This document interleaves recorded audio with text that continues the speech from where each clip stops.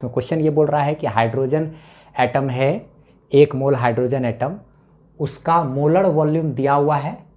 आपको क्या करना है, मोलर वॉल्यूम और एटॉमिक वॉल्यूम का रेशियो निकालना है। ठीक है, तो मोलर वॉल्यूम दिया हुआ है, एटॉमिक वॉल्यूम तो हमको पता करना पड़ेगा। ठीक है, तब ना मोलर वॉल्यूम और एटॉमिक वॉल्यूम का रेशियो निकालेंगे। एटॉमिक वॉल्यूम निकालना हम लोगों ने इसके पिछले वाले क्वेश्चंस जो है 2.16 वहाँ पर सीखा था, जिसमें कि रेडियस हमारा इसका ठीक आधा था। तो खैर ठीक है, मोलर वॉल्यूम है, इसको मीटर क्यूब में कन्वर्ट कर लेते हैं। मीटर क्यूब में हमारा वॉल्यूम रहता है, तो उसको कन्वर्ट करने के लिए 22.4 इंटू 10⁻³ इतना मीटर क्यूब हो जाएगा। ये मीटर क्यूब में लीटर है, उसको मीटर क्यूब में कन्वर्ट करना है, तो 10⁻³ से आपको मल्टीप्लाई करना पड़ेगा। ठीक है, इसको एक अंक इधर लेकर के चले आए तो ये 2.24 इंटू 10⁻⁻² हो जाएगा, इतना मीटर क्यूब। याद रखना पॉइंट को, जब भी एक अंक लेफ्ट साइड लेके जाते हैं इसमें पावर में एक ऐड हो जाता है। ठीक है, तो ये हो गया। तो ठीक है, अब क्या है, साइज या रेडियस दिया हुआ है हाइड्रोजन मॉलिक्यूल का। एक मॉलिक्यूल का जो है, या यूँ कहे कि एक एटम का जो रेडियस है वो रेडियस है 1 एंगस्ट्रम। 1 एंगस्ट्रम का मतलब 1 इंटू 10⁻⁻10 मीटर। इसको 10⁻⁻10 मीटर भी सिंपली बोल सकते हैं। ठीक है, तो मोलर वॉल्यूम हमारे पास दिया हुआ है मीटर क्यूब में, इतना वॉल्यूम है। अच्छा ठीक है, वॉल्यूम मीटर क्यूब में रहता है ना, लीटर में भी होता है लेकिन मीटर क्यूब में वो ऐसा यूनिट है, मीटर क्यूब। अच्छा, तो एटॉमिक वॉल्यूम अगर निकालना है तो एटॉमिक वॉल्यूम हम अलग से निकाल लेते हैं और फिर यहाँ पे रख देंगे। ठीक है, हमारा काम बन जाएगा आसानी से, तो ज़्यादा दिमाग नहीं लगाना पड़ेगा इसमें। हम लोग चलिए एक फाइंड करते हैं एटॉमिक वॉल्यूम। एटॉमिक वॉल्यूम पहले पता कर लेते हैं। तो वॉल्यूम जो फाइंड करेंगे तो वॉल्यूम का फॉर्मूला होता है ना, क्या होगा, वॉल्यूम जो है, एक अगर मान लिया जाए एक एटम है तो एक एटम का वॉल्यूम कितना। ध्यान रखना है कि टोटल हाइड्रोजन जो यहाँ पे एटम है वो कितना लिया गया है, 1 मोल लिया गया है। 1 मोल है हाइड्रोजन एटम। ठीक है, तो 1 मोल है हाइड्रोजन एटम, इसका अर्थ ये हो गया कि 1 मोल यानी कि एवोगाड्रो नंबर के बराबर आपको मॉलिक्यूल का संख्या है यहाँ पे, यानी कि उतना एटम्स यहाँ पर मौजूद है। यानी कितना एटम भाई, 6.022 इंटू 10⁻23 इतना एटम्स मौजूद है। 1 मोल हाइड्रोजन में कितना मॉलिक्यूल या कितना एटम्स होता है, इतना। अच्छा ठीक है, तो सब का वॉल्यूम निकाल देंगे, एक साथ कर देंगे तो टोटल वॉल्यूम 1 मोल हाइड्रोजन का हमको पता चल जाएगा। अब देखिए, जैसे मान लीजिए हाइड्रोजन का अगर 1 मॉलिक्यूल लेते हैं तो 1 मॉलिक्यूल का, हाइड्रोजन का 1 मॉलिक्यूल है अगर, तो इसका वॉल्यूम कितना होगा, r रेडियस है इसका, तो एक का वॉल्यूम कितना होगा, 4/3 पाई इंटू रेडियस का क्यूब। स्फीयर का यही वॉल्यूम होता है। अब चूँकि ऐसा कै ठो मॉलिक्यूल है या कै वो एटम है, इतना एटम है। कैसे समझ में आया कि इतना ही एटम है भाई, तो हम लोग जानते हैं केमिस्ट्री में मोल कॉन्सेप्ट में पढ़ा होगा आपने ना, क्या सम बेसिक कंसेप्ट ऑफ क्या कहते हैं ये केमिस्ट्री जो भी हो, तो मोल कॉन्सेप्ट के बारे में आपने केमिस्ट्री का पहला चैप्टर में पढ़ा होगा कि 1 मोल अगर कोई भी चीज़ है तो उसमें एवोगाड्रो नंबर के बराबर एटम्स या मॉलिक्यूल्स होता है। तो एक एटम का वॉल्यूम इतना, तो इतने एटम का वॉल्यूम कितना, इतना गुना उतना, तो ये हमको टोटल 1 मोल का वॉल्यूम निकल जाएगा हाइड्रोजन एटम का, तो 6.022 इंटू 10⁻23। अच्छा, उसके बाद अब इसको हम चाहें तो इसको सॉल्व कर सकते हैं, 4/3 इंटू 3.14 इंटू रेडियस का क्यूब। रेडियस मेरा यही है, यही मेरा क्या है, रेडियस। साइज जो दिया हुआ है हाइड्रोजन मॉलिक्यूल का वो कितना दिया हुआ भाई, क्या कहते हैं, साइज इतना दिया हुआ, तो रेडियस का क्यूब 10⁻³ 10⁻10 है। ठीक है, इसका क्या करना है, क्यूब करना, इंटू 6.022 इंटू 10⁻23 है। ठीक है, ये क्यूब करेंगे तो 27 हो जाएगा ना, ये 30 हो जाएगा ना। अच्छा ठीक है, हम लोग पहले एटॉमिक वॉल्यूम इधर निकाल रहे हैं। ठीक है, तो चलिए ये एटॉमिक वॉल्यूम है, इसको इतना ही छोड़ देते हैं।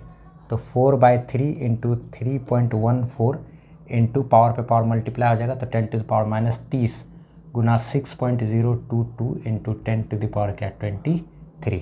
ठीक है, अच्छा अब हम लोग क्या करते हैं, हम लोग का जो काम है, मेन मकसद है, वो मेन मकसद यही था, मोलर वॉल्यूम और एटॉमिक वॉल्यूम का रेशियो निकालना।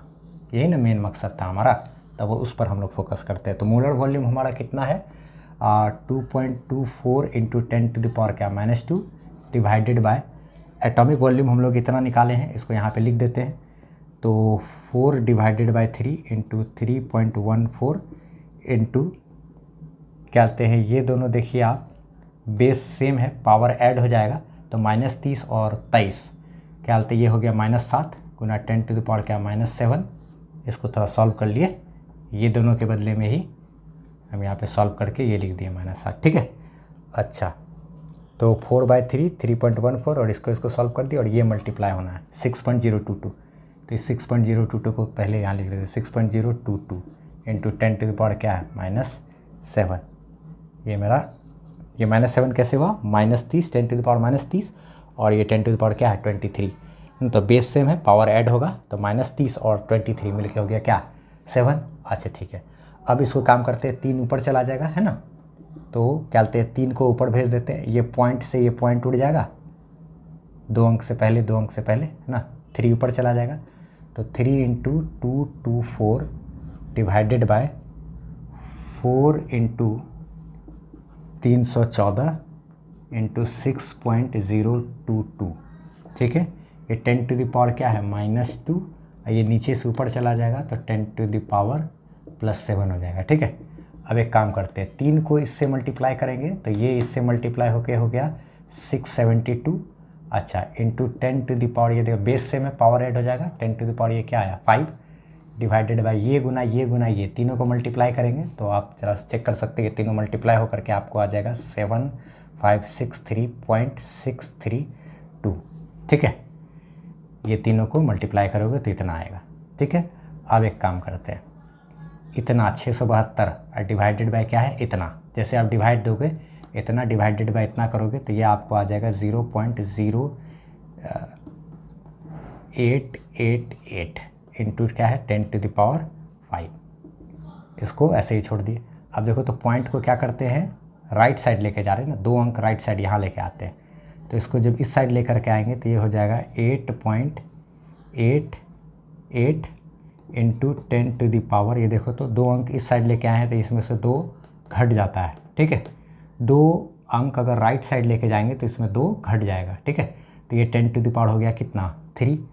अब देखो तो आप ये 8 पॉइंट इतना को लगभग अप्रॉक्सीमेटली हम लोग इसको समझ सकते हैं कि 10 के आसपास, 10 गुना 10 का पावर क्या 3, यानी कि ये लगभग हो जाएगा 10 का पावर 4, लगभग कितना आ गया 10 का पावर 4, 10 टू द पावर 4।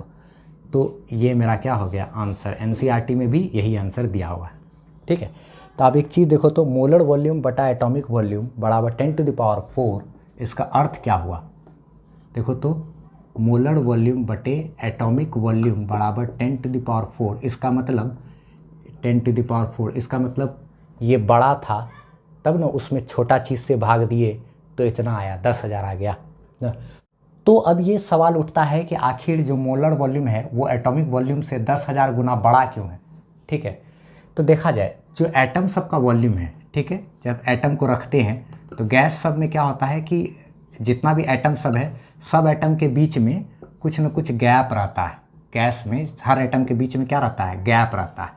तो अब 1 मोल अगर हाइड्रोजन एटम है तो वो जो टोटल वॉल्यूम का जगह छेकेगा, ठीक है, वो जगह थोड़ा ज़्यादा होगा। क्यों, क्योंकि हर एटम जो है, हर एटम के बीच में कुछ न कुछ क्या है, खाली जगह भी तो है, गैप भी तो है।